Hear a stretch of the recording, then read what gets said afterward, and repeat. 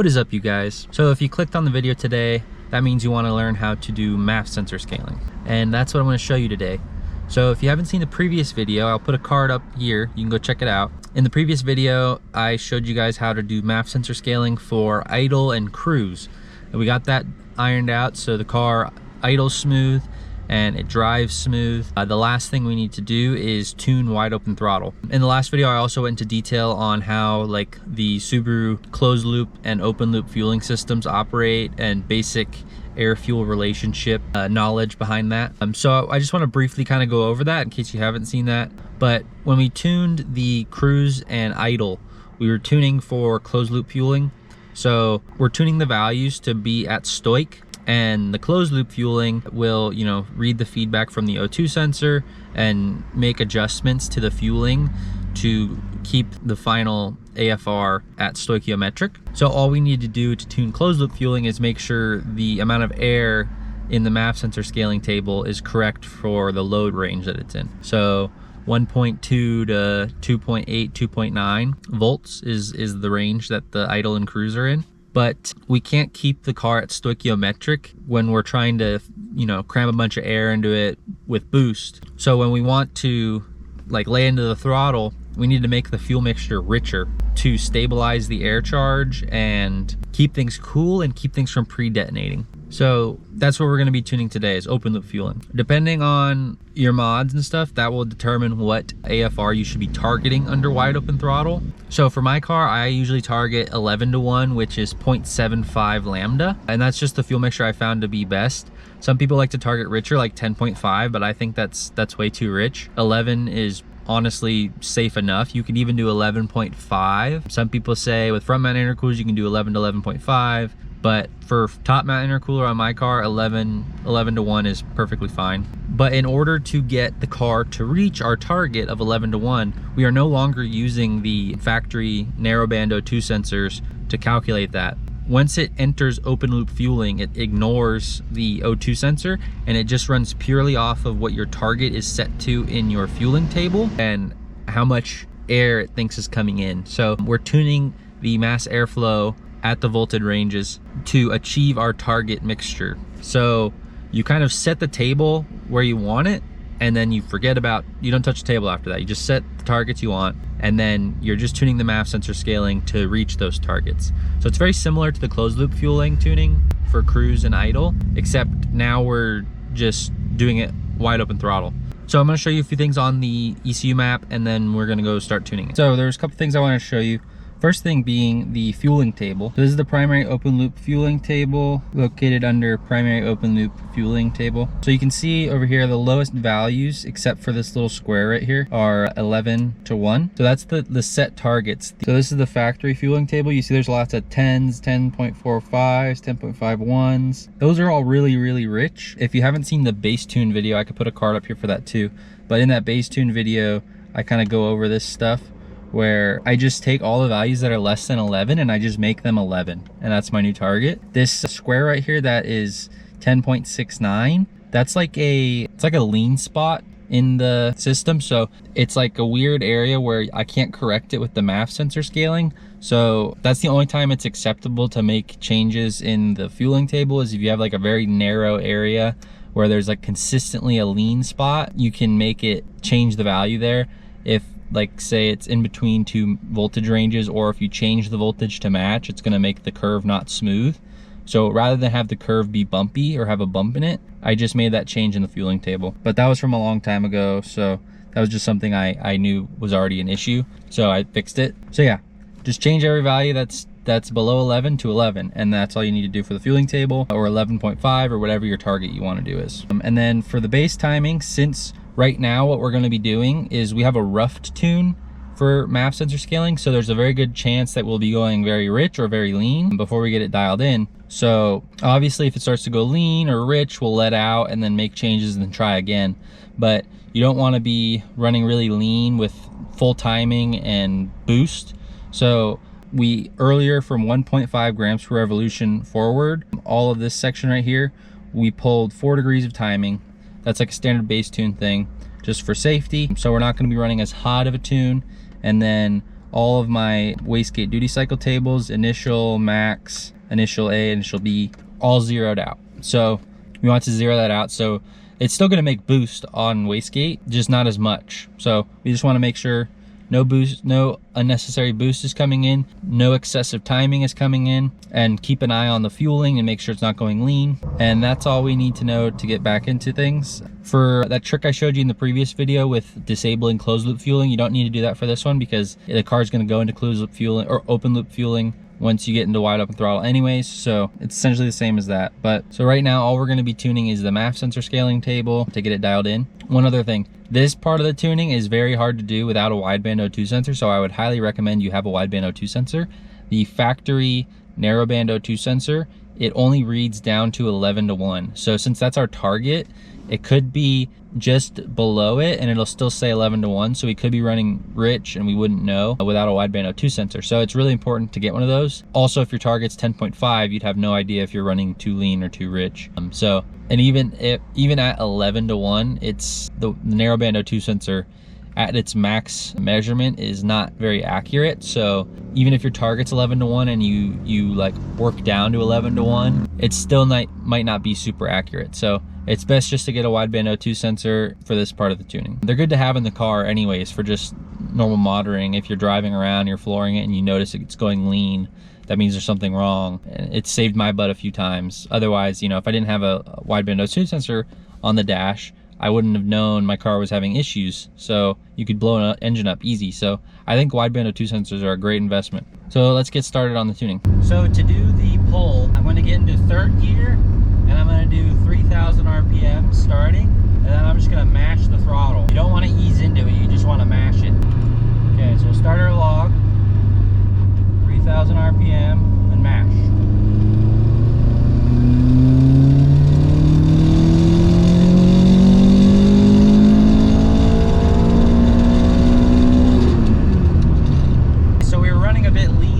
Wasn't lean enough for me to let out. I kind of wanted to see how far it would go. It didn't sound like it was knocking too bad. I didn't hear any knock. The first pull is the hardest one, because once you figure out in the range you're in, you can make one broad change, and then the next one is just fine tuning. So that's an important one. So let's check out the log and see what kind of changes we need to make. So it looks like we actually didn't get any knock. It was just knock from like normal driving. But you can see, if you look at the max and min count for the knock, it was only 12 the whole time. So it started as 12, it ended as 12. So we had no knock during the pull, and it was pretty lean. It was like, I think it was like 0.82 or 0.84, but I wasn't hearing anything bad, and I think that's just because we pulled so much timing out and it wasn't feeding in a lot of boost. So that's probably why it was safe. So let's take a look at the wideband O2 sensor readout and the final fueling base. Okay, so the AFR error is gonna tell us how much it is off from our target, which is the yellow line here. So if we start our pull at 3,000, we were a little bit below 3,000. But you can see it's kind of choppy. That's where I like mashed into the throttle. We're gonna ignore the choppy stuff for now, but this is a good spot to start reading. So 3 volts, I think the highest we got with the cruise tuning was 2.9 volts. So we're gonna start at 3 volts and see what this looks like. So starting at 3 volts, we're targeting 0.87 lambda, and we're getting 0.90 lambda, so it's 2.7% lean. And then coming into 3.06, we're 3%, 4%, 5%, 9% lean at 3.30. And then we peak out at 11.28% lean at 3.37. And then we start to feed back in, and we're 9, 11, 8, 8, 9, 12, 13, 14. Okay, so yeah, we were pretty lean. The AFR error is saying 13, but I can see the final fueling base is 0.75 and my wideband is reading 0.85, which is 10% difference. So I don't know what's up with that. But we get to a max airflow sensor voltage of 4.58 volts. So it looks like from 3.41, it kind of bounces around a bit, but it's about 10% lean. So from 3.4 onward, I'm gonna increase the scaler by 10%. So let's go over to ECU flash, and we're gonna open up our MAF sensor scaling table. We're going to select from 3.40, what's the closest one we have? I'm gonna do 3.48. We're gonna select all the way to 5, edit multiply data by 1.10. Enter. Okay, so that gave us a pretty big shift, as you can see by the graph. Let's go back to Megalog Viewer. So I think all I'm gonna do is I'm just going to smooth this out. So from 3 to 3.36, we'll hit edit, interpolate vertically. That didn't work the best. Okay, let's manually increase this guy. So I'm just manually trying to make this smooth. So I'm just incrementing these values until they form like a smooth curve. I think I'm gonna bring up these ones as well. So 3, we'll bring that one up. 3.12, we'll bring that one up. 3.24, bring that one up. And that looks pretty smooth to me, so I think this is gonna be a good starting point to go make our second pull. So let's go do that now. But first, I need to flash the new tune back on the car.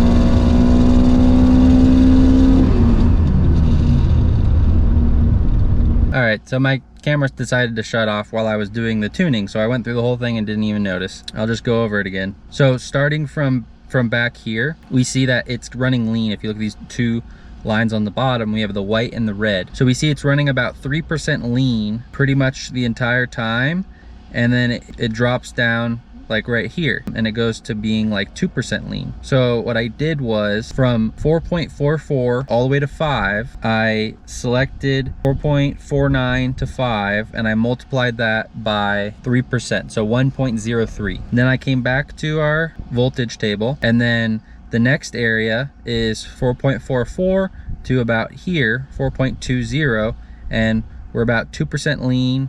It kind of goes up and down, but average is 2% lean. Same thing, went back to the table. So we went to 4.18 to 4.30, multiplied that by 1.02, and then we came back here, and this part is right on the money. This is right where we want it. And then this part is a little bit lean. So from 4 to 3.8, I also multiplied it by 1.02. So I selected 4.06 to 3.83, multiply that by 2, and then right here it just dipped a little bit rich. It was about 1% rich, so I just selected that small area here and multiplied that by 0.99 to lower it by 1%. As you can see, the curve of the MAF sensor scaling is pretty smooth. There's a little bit of a bump there. The overall, it's very smooth. There's no like jagged jumps, so this should be fine. We're gonna do another pull, and we're gonna see if this is dialed in.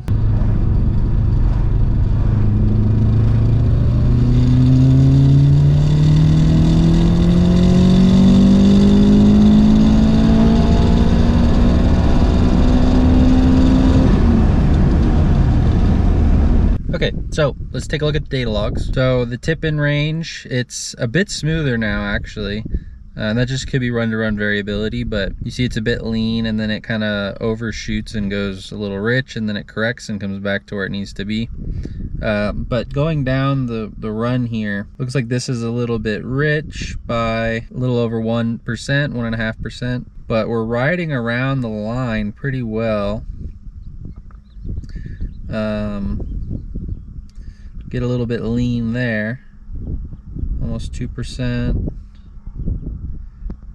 A little bit lean. I think what we can do for this, because we're still kind of lean the entire time, some is like 0.5% lean, some is like a full percent lean, so I may just add another percent, and then it'll be bouncing around where we want it to be, so it'll be a little rich, a little lean, instead of just being completely lean. So I think from 4.3 all the way to red line, so 4.30 to 5, we'll do edit, multiply data, 1.01. Okay, so just shifting it ever so slightly, but that will probably get it closer to being right on the line. Let's check out the rest below. 4.3. 4.3, we're pretty much on the money. We're a little rich at 4. I'm probably not gonna be able to make any changes for that point, but let's just see what we're kind of looking at here. I don't know if I'm gonna be able to adjust for this. I'm gonna try to just smooth this out just a little bit by decrementing that,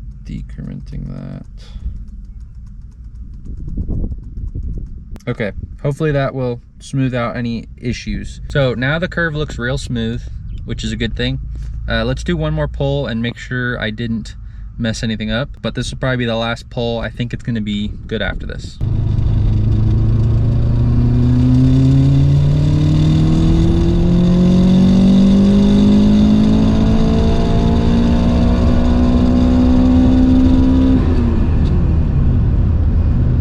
Okay, so let's take a look at the log here. As we get into the throttle, there's still this lean and then rich dip and then back to where we want it to be. I think that's just some sort of tip-in enrichment issue, so we'll learn how to tune that later. Looking beyond that, still have this little kind of up and down, but it's kind of a low resolution area that I don't think we're gonna be able to tune it out necessarily. It's like between 3.94 and 4, there's like a fluctuation of lean and then rich, and it might not even be the voltage range necessarily. It could just be like kind of a buffer, I guess. But we can see it's right on the line right here. It's a little bit above the line, like 0.5% lean, right on the line, a little bit above the line, right on the line, below the line. So this is what we wanted. We just wanted to shift it so that it's plus or minus what we're targeting instead of being above what we're targeting. It's worth noting that once you do boost tuning, you'll have to redo this again, because once you tune for the peak boost that you're targeting, you're gonna hit a load range that we have not hit yet. So in theory, by keeping the curve consistent all the way through, it should be pretty accurate, but it may need some tweaking. So once we go through the boost tuning, we'll double check the MAF sensor scaling and make any changes necessary. But this is gonna be good for now. The next video is going to be boost tuning. So we're gonna be tuning target boost tables, wastegate duty cycle tables, and I'm gonna show you how to pick targets and reach those targets and all that information. So stay tuned for that video. If you're interested in that video, hit the subscribe button down below and make sure the bell notification is on so you get notified when the new video drops. So if you like that video, please leave a like down below. If you have any questions for me, leave them in the comments down below. If you know of somebody who might like this video, please share it with them. And if you aren't subscribed, please consider subscribing. As always, thanks for watching, and I'll see you on the next one. Peace.